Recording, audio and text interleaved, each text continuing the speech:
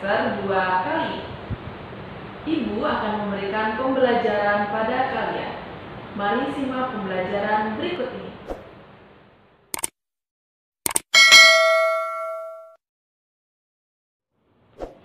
Anak-anak, jangan lupa terapkan 3M. Yang pertama, menggunakan masker dengan benar. Yang kedua, mencuci tangan menggunakan sabun agar kita terhindar dari kuman dan segala penyakit. Dan yang ketiga, menghindari kerumunan dan jaga jarak.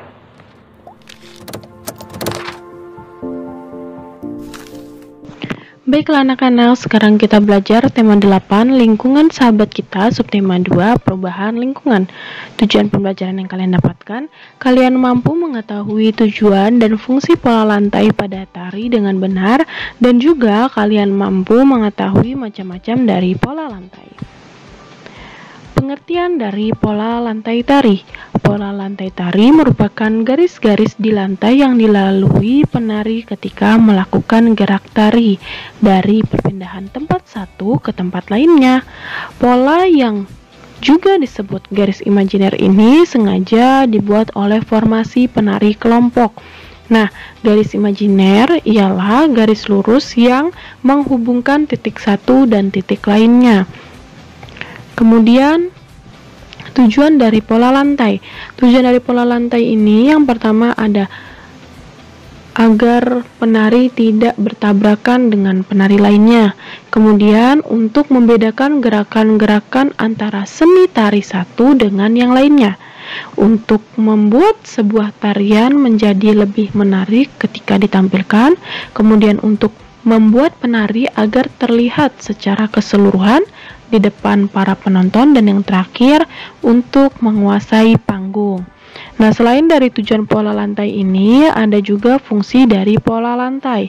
Ada beberapa fungsi adanya pola lantai, antara lain sebagai cara untuk menata gerakan-gerakan pada penari, sebagai cara untuk membuat para penari agar kompak dan terlihat sinkron, sebagai cara untuk menciptakan struktur dalam pementasan seni tari, dan yang terakhir sebagai cara agar penampilan seni tari lebih menarik ditonton oleh masyarakat.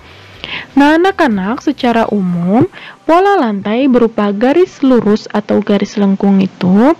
Bentuk pola garis lurus dapat dikembangkan menjadi berbagai pola lantai, di antaranya horizontal, diagonal, garis lurus ke depan, zigzag, segitiga, segi 4, dan segi 5. Nah, banyak sekali pola lantai yang ada dalam tari ya. Kemudian ini bentuk pola garis lengkung itu juga dapat dikembangkan menjadi berbagai pola lantai, di antaranya lingkaran, angka 8, garis lengkung ke depan, dan garis lengkung ke belakang. Nah, ini dari satu pola garis lengkung itu bisa dikembangkan ya menjadi beberapa pola lantai.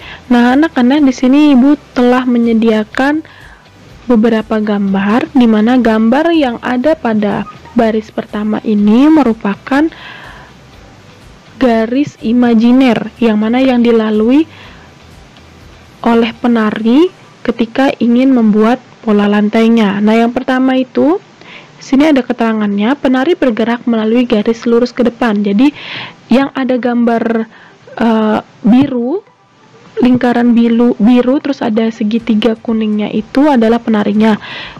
Saat di tempat situ, penari akan maju ke depan mengikuti tanda panah, dan ada garis lingkaran kecil. Nah, di situ nanti penari akan berdiri di garis lingkaran kecil itu. Nah, saat penari ingin maju ke depan, nah penari mengikuti garis imajiner tersebut. Nah, garis Panah ini termasuk garis imajiner yang mana yang dilalui oleh penari ketika ingin membuat pola lantai. Kemudian yang B, penari bergerak melalui garis diagonal. Yang C, penari bergerak melalui garis horizontal. Yang D, penari bergerak melalui garis diagonal. E, penari bergerak melalui garis lurus. Dan yang F, penari bergerak melalui garis lingkaran. Nah, kalian bisa melihat dari masing-masing gambar di sini. Tanda panahnya berbeda-beda ya. Jadi ini yang dilalui oleh penarinya itu berbeda-beda. Kemudian bentuk pola lantai dari gerak yang dilalui penari. Yang A, formasi penari membentuk pola lantai diagonal. Tuh garis bentuk penarinya ya. Itu ada beberapa penari, ada 5 penari membentuk pola lantai diagonal. Kemudian yang B, formasi penari membentuk pola lantai segi 5. Yang C, formasi penari membentuk pola lantai garis lurus ke depan. Yang D, formasi penari membentuk pola lantai zigzag. Yang E, formasi penari membentuk pola lantai lingkaran. F, formasi penari membentuk pola lantai diagonal. Nah, anak-anak, formasi penari itu apa? Jadi formasi penari itu adalah pola lantai yang digunakan penari saat menari ya.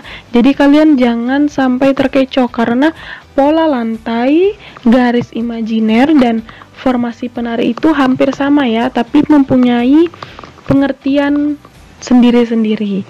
Jadi jika pola lantai tadi adalah garis imajiner yang dilalui oleh penari saat melakukan gerak tari, sedangkan garis imajiner, garis lurus yang menghubungkan titik satu dan titik lainnya, dan yang terakhir, formasi penari adalah pola lantai yang digunakan penari saat menari.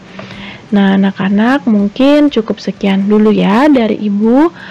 Semoga bermanfaat dan terima kasih. Alhamdulillah, pembelajaran hari ini telah selesai. Untuk anak-anak, jangan lupa mengerjakan tugas yang Ibu berikan. Cukup sekian dari Ibu. Wassalamualaikum warahmatullahi wabarakatuh.